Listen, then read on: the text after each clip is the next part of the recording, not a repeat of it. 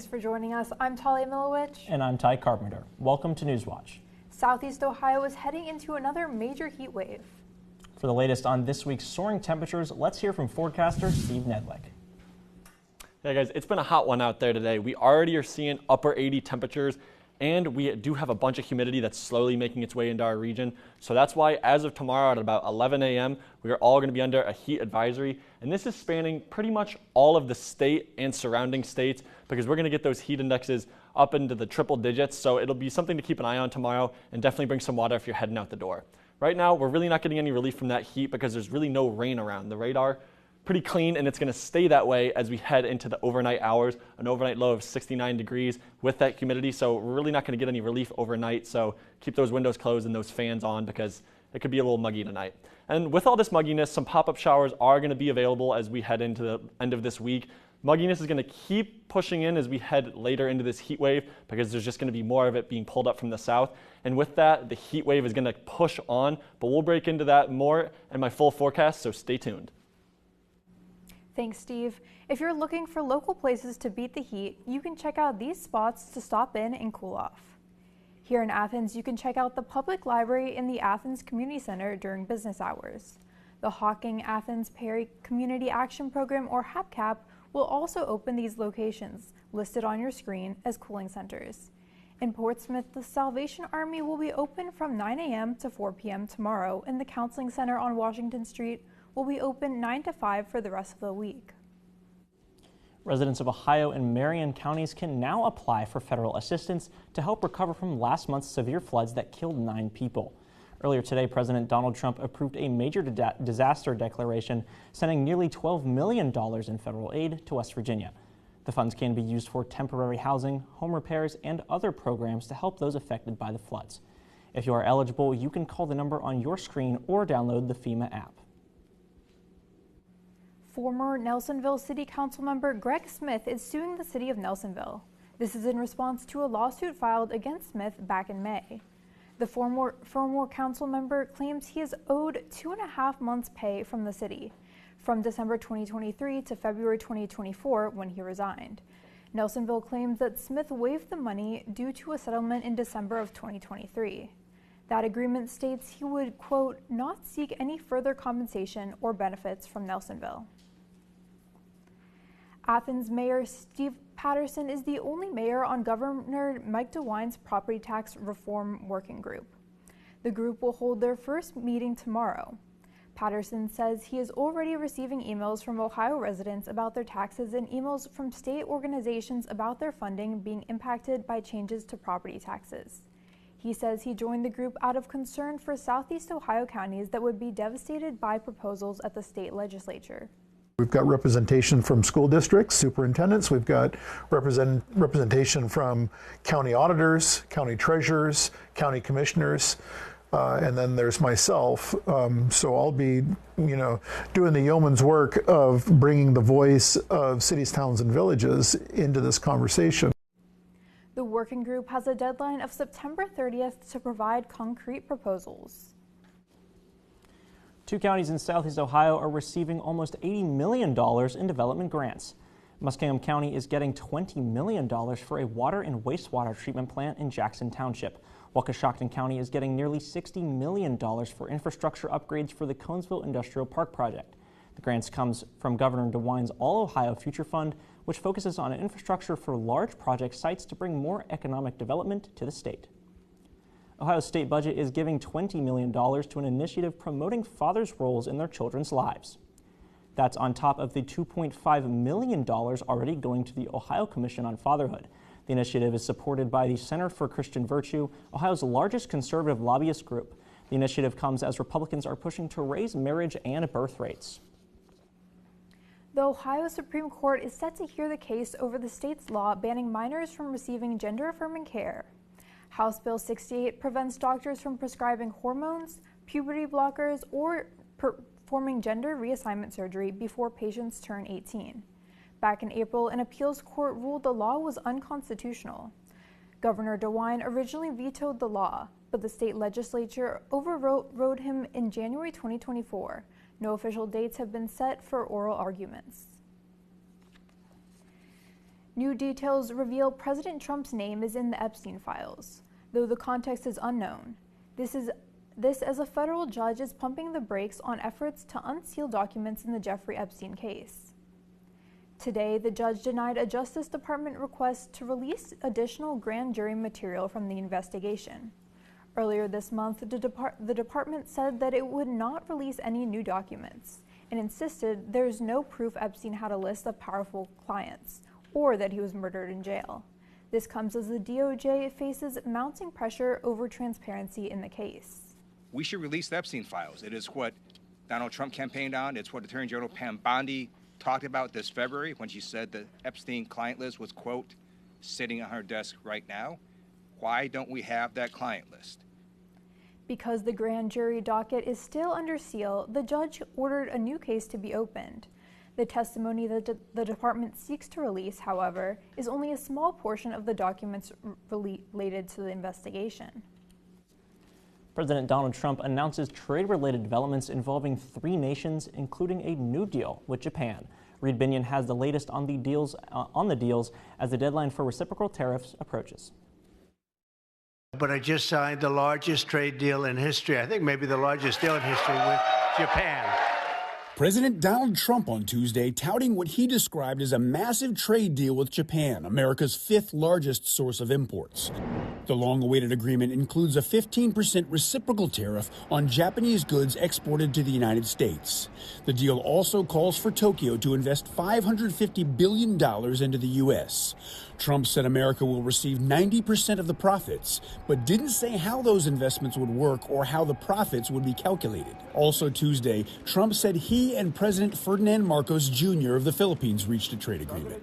And he revealed more detailed terms of a deal with Indonesia. Both agreements call for 19% tariffs on goods imported to the U.S. from the 2 countries, with no tariff on American goods shipped there. Meanwhile, an August 1st deadline for a U.S.-Canada trade deal is fast approaching, and it's not yet clear that an agreement will be finished by then. Well, I mean, we'll see. We're working to get the best deal for Canadians, and that's the focus now. I'm Reed Binion reporting. Texas officials are opening a formal investigation into the deadly July 4th flooding. At least 136 people were killed. That includes more than 100 people who died in Kerr County alone, where children's camps and RV parks were situated along the Guadalupe River. In today's special hearing, officials looked into how response teams handled the emergency. Investigators will also focus on whether the flooding disaster could have been prevented. Members, as you have no doubt aware, the subject matter we will cover in this hearing and in future hearings, whether selected, will be heartbreaking and emotion-filled. Dozens of Texans have lost virtually everything they own. The hearing will include testimony from officials in charge of managing regional rivers, as well as from the head of the state's Division of Emergency Management. Next week, Texas lawmakers will hear directly from survivors in the hardest hit areas. Texas' investigation comes as the acting FEMA administrator testified on Capitol Hill about the agency's response to the floods. Lawmakers grilled acting Director David Richardson in the hearing, saying FEMA failed to respond to the deadly floods. This comes amid criticism saying Richardson did not visit affected counties for more than a week after the floods. Richardson said he didn't see anything wrong with FEMA's response. I can't see anything that we did wrong, and I think the President and the Secretary acknowledged that, and so is Governor Abbott, by saying how well we did. So what we would like to do is we would like to take the strengths that we did in Texas, and we were going to share them with other states. Earlier in the hearing, Richardson said that FEMA needs to refocus on response and recovery. He also said the agency needs to remove complex processes that will let victims rebuild faster. The man who murdered 4 Idaho college students in November 2022 is facing life in prison without parole. Brian Kohberger was sentenced to 4 life sentences. Earlier this month, he pleaded guilty to 4 counts of first-degree murder and 1 count of burglary as part of a plea deal to avoid the death penalty. Today's sentencing hearing was packed with viewers showing support for the victims' families, some of whom lined up overnight. I feel like it's important to be here for the families of the victims and maybe have to go through that, especially to get some closure, especially being up in Moscow and hearing so much about everything and not being able to really be there for anyone. Kohberger is likely to be assigned to Idaho's only maximum security prison. Coming up, students take charge and show off their leadership skills at one local fair. Companies shouldn't be able to engineer a website to trap you. And now that the click-to-cancel policy is blocked, experts have new recommendations to keep you from getting stuck in subscriptions. It's been a warm one today, and it's only going to get hotter. Find out how long this heat wave lasts next. CasualWorks was not designed, created, or maintained by people who studied disability. They're people who studied opportunity. If a person has very limited movement and can make little teeny circles, there's a place for you. The idea of workers contorting themselves to a job is one business model. Our business model is that the job responds to the worker.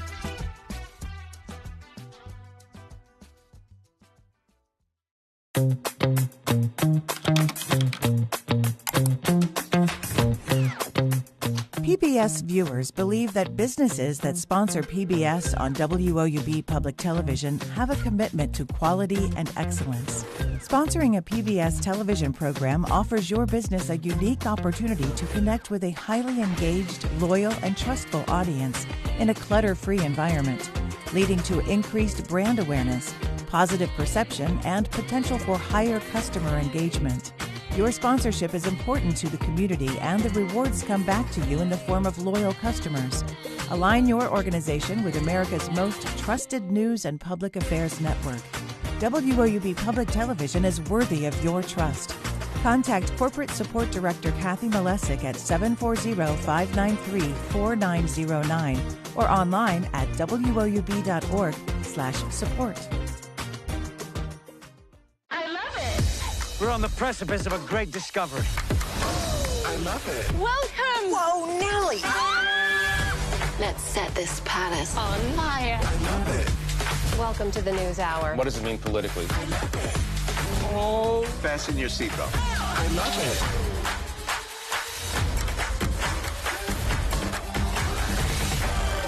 I love it. Delighted to hear it. You make a good team.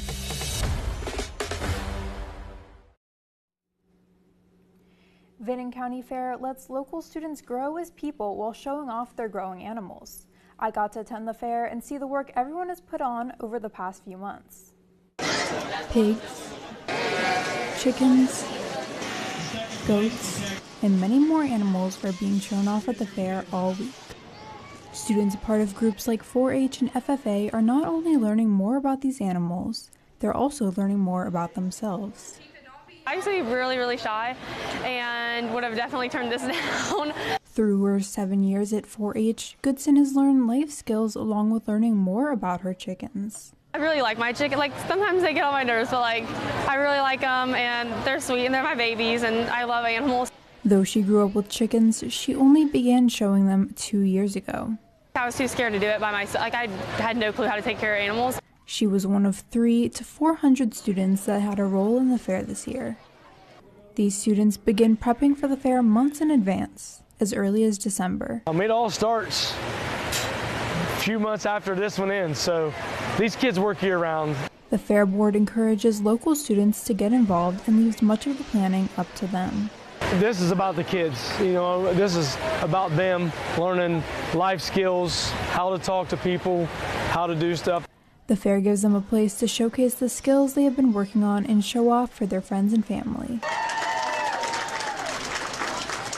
5th overall. Even though you're competing against each other, you're still like all friends. You all go to school together and you're there to like help each other. If you haven't had a chance to check out the fair, you've still got a few days left. The fair runs through Saturday, ending with a livestock sale, petting zoo and magic show, and the demolition derby. So I was lucky that it was pretty nice weather when I was at the fair, and I know there are a couple other fairs going on around this time of year. Yeah, I'm sure some people will be looking forward to good weather if they're going to the Ohio State Fair, which is happening right now. You know what? They're in luck, because after we had all that rain, we're going to stay pretty dry over the next week or so, but it's going to come with a caveat, all that heat. So if you take a look at the radar right now, There's nothing there. We're running pretty dry right now, except for, again, a few pop-up showers just with all this heat and humidity that's in the air. We can't rule out a passing shower. But for the most part, they're staying over in the Indiana-Illinois area along that state border. So we're going to stay dry for the next few days, but it's not going to be without that heat coming through. Now, with all the lack of rain, we're also getting a lack of clouds. So that's why we're seeing so much daytime heating. We're already in the 90s right now, and it's just going to keep getting worse as the days go on. And so the biggest thing that we're going to be dealing with is this humidity. Much like the last heat wave, we had the humidity coming from down south, but this time there's a second type of humidity second form of humidity that we're going to be getting, because there's so much moisture in all of these crops that are sitting in the Midwest just from all that rain we've had over the past week or two, that now that it's starting to evaporate off, it's releasing into the atmosphere, and that's adding to our heat index value. So that's why we're getting an extra punch this time in terms of this heat. Now, with all of that happening, we have a heat advisory starting tomorrow at 11 a.m. It's not quite here yet because there are certain criteria for heat advisories that we haven't hit yet, but it's certainly hot out there. It'll start tomorrow at 11 a.m. and go till 8 p.m. So if you're heading out tomorrow morning or tomorrow at all, make sure you bring water, sunscreen with you, because it'll definitely be a hot one out there. Now again, the main culprit, much like last time, is this area of high pressure that's kind of just parked over our region over here. And that's just going to keep all the clouds out, and it's going to be, again, pulling that moisture up from the south, which is going to raise our heat index values. And then tomorrow, there's really not much movement going on. We have this front that's starting to take form, but it's not going to do anything for us tomorrow. So again, it's going to be another warm one. Friday is when we start to get a little bit of a change. It's still going to be warm, but we have this front that's starting to make its way into our region, and that's going to provide storms out in front of it that is going to start to give us a relief from the heat wave. It's not going to give us a ton of relief, but it will drop those temperatures just a little bit. Friday night is when we start to get some action. It's going to move through the state on Friday evening, and that's when we're going to start to see these thunderstorms pop up, and we'll start to see a little bit of a change. But we got to go through 2 full days of this heat before we get any type of rain. Now, this rain is really going to help us out, because otherwise we'd be running way over average. But since this cold front's going to move through, we're going to be sitting maybe 2 or 3 degrees above average about a week from now. So we won't have to worry about this heat wave lasting too long. Last time we had to deal with it for about a week and a half. This one will last about 3 days. For tonight, we have no rain in the area, but again, those humid overnight lows aren't going to be very nice. Tomorrow, really going to get the dog days of this heat wave, 95 degrees and an overnight low of only 73, so it's going to be a scorcher for sure. And then if we take a look at the 7-day, we have rain coming into our area on Friday, and then it really sticks around through the weekend until we get another batch of warm, humid air that's going to reintroduce some more storms into our region. So after this brief heat wave, break out the umbrellas, because there's going to be plenty of rain in the area. Thanks, Steve. While the click-to-cancel policy is blocked, consumers still have options. Earlier this month, a U.S. appeals court blocked the Federal Trade Commission rule that would have required businesses to make it just as easy to cancel subscriptions and memberships as it is to sign up for them. The rule, passed by the FTC under the Biden administration, was set to cover everything from gym memberships to streaming services and free trials. Companies shouldn't be able to engineer a website to trap you in a doom loop simply so that they can keep taking money out of your account every single month when you don't want them to anymore. In the meantime, experts recommend looking closely at companies' cancellation policies before signing up for any kind of subscription. You can set reminders for when your free trial ends and for billing dates. Average home insurance policy costs across the country have gone up in the last year, and it's due to a variety of factors. Jen Sullivan looks at the rising costs and what you can do to try to save money.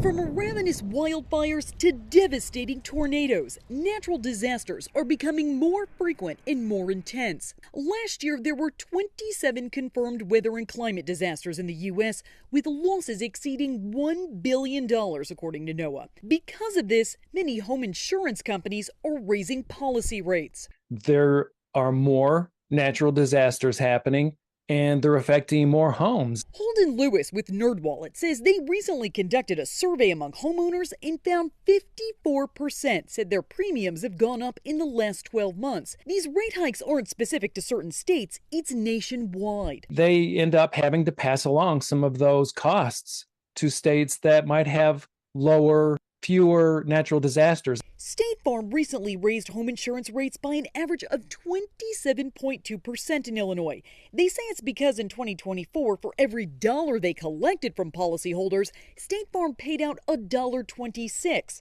State Farm said Illinois had the second highest hailstorm damage claims last year, totaling $638 million. Telling CNN in part, accurate risk-based pricing makes sure that insurers like State Farm can pay claims during some of life's toughest moments for policyholders. Some of the most costly natural disasters are hailstorms. Inflation and the rising cost of supplies is also contributing to higher premiums. But Lewis says there are things you can do to help lower your rates. Adding roof trusses or upgrading your garage door can help get a better rate. Also installing fire alarms and security systems. And shop around to compare different companies' premiums. For Consumer Watch, I'm Jen Sullivan. Yours are at risk for fractures, if not worse. Next on Newswatch, it's an overlooked condition, especially in men. Stay tuned to find out how to make sure your bones are in good shape. Welcome to the age of humans. We've basically transformed the hydrology of the entire planet. In the 30s, 40s, and 50s, it was tame the river, build the dams. People are being assaulted by toxic particulates. There is hope for us to do things right. We imagine our future and author it, but we also sometimes imagine futures that become impossible to sustain. Tonight at 9 on WOUB.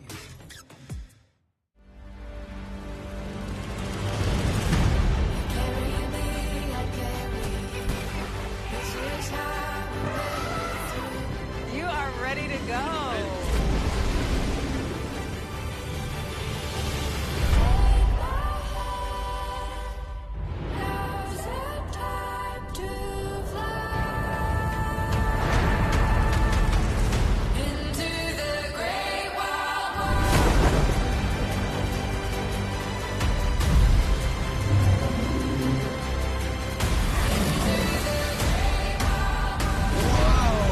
Did you get that? That is incredible. We are a part of a revolution. That, for me, is so exciting.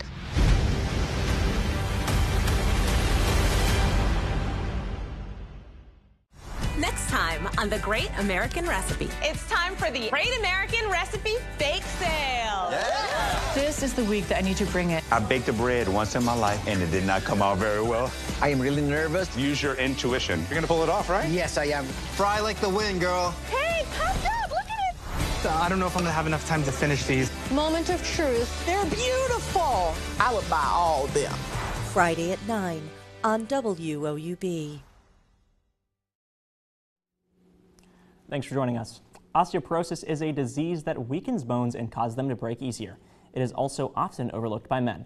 In today's Health Minute, Mandy Gaither explains why men should focus on their bone health. At 40 years old, Brad Barbin was prescribed steroids for a condition. Because of that medication, he was told his bone health was at risk, something he'd never thought about before. I had played football and rugby after college, and so never really worried about breaking bones until somebody says, yours are at risk for fractures, if not worse. Because of that, Barbin says he started walking 3 to 5 miles a day to help maintain bone strength. Regular exercise and resistance training can help prevent osteoporosis, says Dr. Paul Lewis with the Ohio State University Wexner Medical Center. Exercise is medicine. Lewis says some in the U.S. don't see bone density as a top health concern, but it can significantly impact a person's life, especially as they age. If you have the diagnosis of osteoporosis, you're 4.5 times increased risk of a spinal fracture. And men particularly, they have more complications and more poor outcomes after an osteoporotic fracture than women. Now at age 68, Barbin says he feels great and encourages all men to focus on bone health. The best thing you can do is do your annual checkup. Listen to them when they tell you you need to take a bone density test. Just do it. and you have a much better idea of what your next 10 years are going to look like. For Health Minute, I'm Mandy Gaither. Still ahead, the iconic butter cow returns to the Ohio State Fair for the 122nd year. We'll be right back, but here's a look at what's coming up next on WOUB.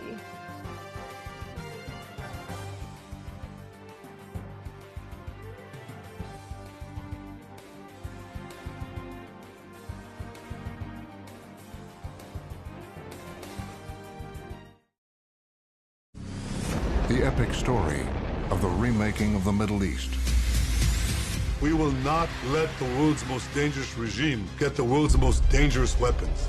They only understand the language of threat and force. Trump is telling Iranians, when you negotiate with me, unconditional surrender. The U.S. military carried out massive precision strikes. The balance of power has changed dramatically. Tuesday at 10 on WOUB.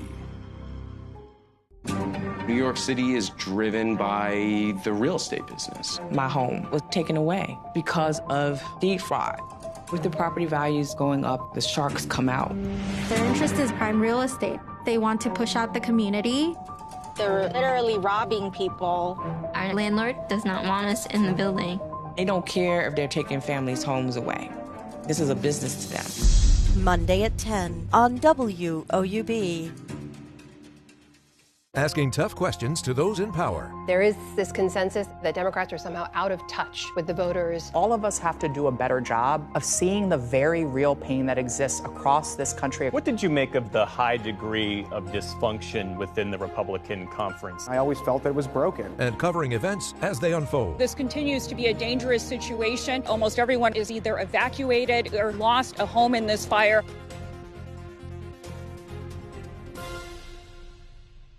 WOUB is recognizing members of our Cornerstone Society. The Cornerstone Society is a group that wants to ensure the future of public media in our region. It includes people across our area who value news, entertainment, and cultural programming, as well as the educational services WOUB provides. Also included are graduates of Ohio University who took part in the WOUB Student Professional Development Program. Thanks to the Cornerstone Society for their generous support. To learn how you can be involved, email woub@woub.org. It's an Ohio tradition. The butter cow returns to the state fair. This year's theme, Pardon Our Dust. That's because the historic dairy products building, where the cow is displayed, is undergoing renovations. This year's display features the iconic cow and calf supporting hard hats. The sculpture is made of 2,000 pounds of butter and crafted by a group of Ohio-based sculptors. If you hadn't had a chance to see the butter cow yet, don't worry. The state fair opened today and will run through August 3rd, leaving plenty of time for you and your family to stop by. Wow, so apparently they have a theme every year. So if you got to choose, what kind of cow would you choose?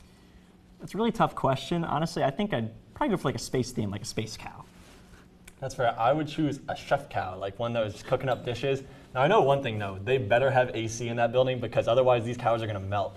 For tonight though, we're gonna be a little cooler. Overnight low of 69 degrees, mostly clear skies, but the heat is back on tomorrow with a high of 95, and that heat really doesn't go anywhere until we get to the weekend. And then when we do, the rain moves in. So once you put down that sunscreen, pick up those rain boots because there's gonna be plenty of rain on the way. That does it for our broadcast this evening. Thanks for watching. For Steve Nedlick, I'm Talia Milowich.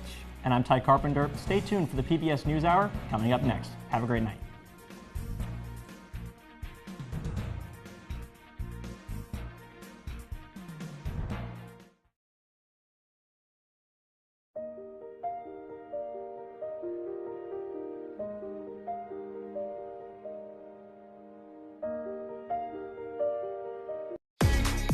This is the moment that you've been waiting for. On your marks, get set, go! Discover extraordinary lost worlds. I know scientists that would give their right arm for this.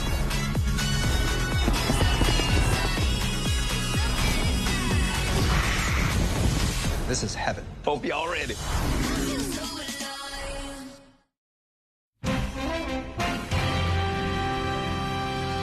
Good evening, I'm Amna Nawaz. And I'm Jeff Bennett. On the